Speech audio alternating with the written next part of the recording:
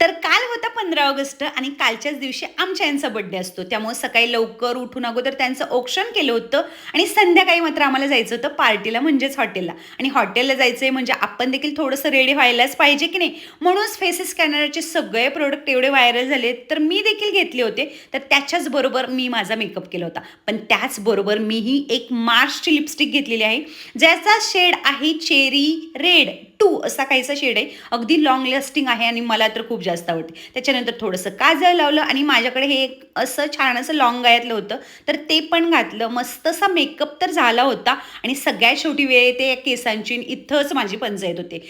पण ना, रिकामे सोडू शकत नाही. पण थांबा, तुम्हाला मी माझा फायनल लूक दाखवते आणि असा काहीसा माझा फायनल लूक होता.